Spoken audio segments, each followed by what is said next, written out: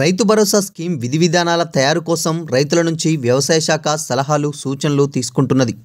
ఇప్పటి వరకు సుమారు 31,000 మంది రైతులు ఈ స్కీమ్పై తమ అభిప్రాయాలు తెలుపగా, అందులో మెజార్టీ రైతుల 5 ఎకరాలకు కట్ ఆఫ్ పెట్టి రైతు భరోసా స్కీమ్ అమలు చేయాలని కోరినట్టు ప్రభుత్వ వర్గాల్లో ప్రచారం జరుగుతున్నది. కట్ ఆఫ్ లేకుండా స్కీమ్ అమలు చేయడం వల్ల ప్రజాధనం వృధా అవడంతో పాటు అనుకున్న లక్ష్యం నెరవేరదని అభిప్రాయపడుతున్నట్లు సమాచారం.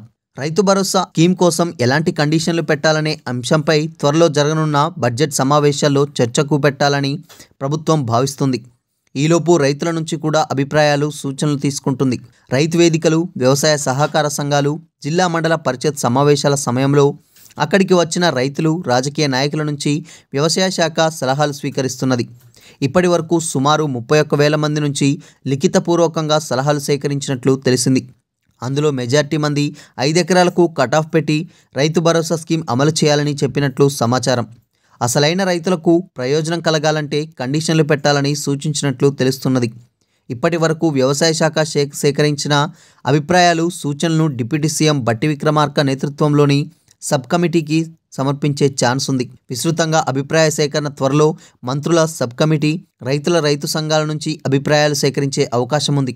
అందుకోసం ప్రత్యేకంగా జిల్లాల్లో పర్యటించే ఛాన్స్ ఉందని తెలుస్తుంది. ఈ ప్రక్రియ మొత్తం ఈ నెల చివరిలోపు పూర్తి చేయాలని టార్గెట్గా పెట్టుకున్నట్లు తెలిసింది.